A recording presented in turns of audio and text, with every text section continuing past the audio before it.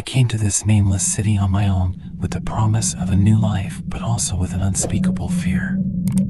My best friend Kai is in this city and found an apartment through an agent. Today was the day I went to see the house. Hello, sir. I'm Lee from Angia Real Estate. Let's go see the house now. This agent gave off a less than reliable vibe, but what attracted me was its low price. Sure, but first things first, the house should be clean. I don't want to rent it if it's shabby. I especially like a clean, quiet environment.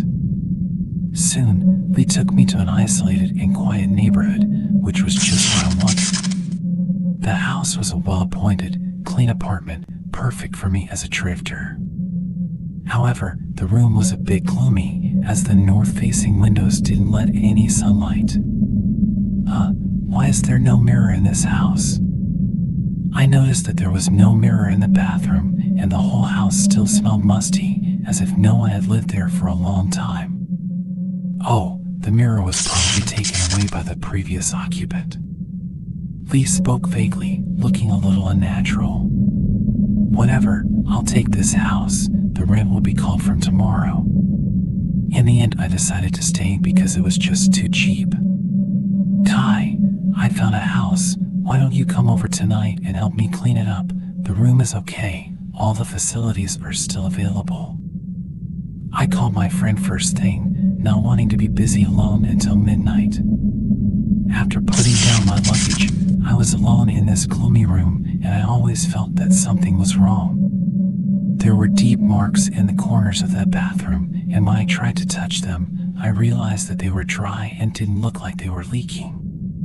Suddenly, I smelled an odor, and with that odor I came to the bed, and I got down to look at it, my eyes on the bottom of the bed. Is anyone there? I'm coming. Please open the door. As I looked up from under the bed in horror, I suddenly heard my friend knocking on the door. Coming, scared me to death. By the way, why are you here so early? I stood up and went to open the door. Kai entered the house and looked around, looking a little puzzled. Speaking of which, Kai is a special investigator with a family profession somewhat similar to that of a Malshan Taoist priest.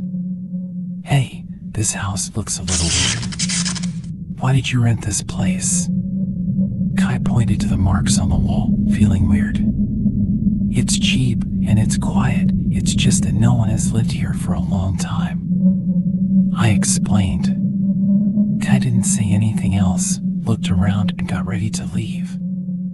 As I walked him to the door, I saw him suddenly stop and stare out the door seemingly out of his mind before slowly turning toward the house. What's wrong? My friend asked when she saw his abnormality. Nothing, it just doesn't feel right. You better move, this house isn't very nice.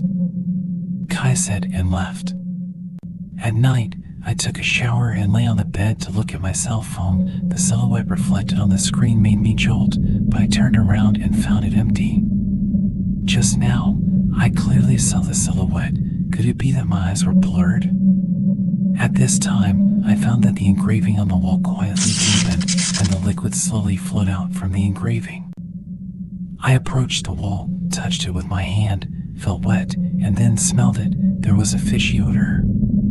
The smell felt familiar yet eerie to me. I hurriedly turned on the light and realized that there was blood on my hands and on the floor. I stepped back in horror and my breath stopped as I looked at the gradually emerging figure on the wall. As I nervously watched the figure, suddenly it disappeared again. When I looked at my hands again, the blood was gone as well. Was it an illusion? I hurriedly called Kai. Come over here. Something doesn't feel right about the room. Okay, I'll be right there. I expected this one. Kai replied. I stared nervously at the wall, afraid of any more scary figures appearing. It didn't take long for Kai to arrive. He saw the look on my face and thought it was serious too. After I told him what happened, he said thoughtfully, Do you know why I stopped at the door just now? There were paper flowers there, but when I looked back they were gone. I think someone died in this house, and the body might be hidden here. this scared me. I can't believe I spent a day in the same room with a corpse. I couldn't help but feel fear at the thought. Kai walked under the wall, touched and knocked with his hand and said, "Let's go." I thought the body was in the wall, but now I see that it might have been hidden here at one time, and the marks on the wall are formed by human body oils over time. Just as we were chatting, the room temperature suddenly dropped. Kai looked behind me warily, and as I turned I saw a terrifying humanoid shadow standing behind me looking at me, not moving, and I didn't dare move.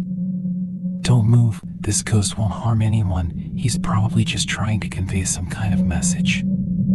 Let's just get out of here." Later, Kai and I left that horrible room. Although my heart was filled with suspense, I didn't dare to explore what that spiteful spirit was trying to say, because I was afraid.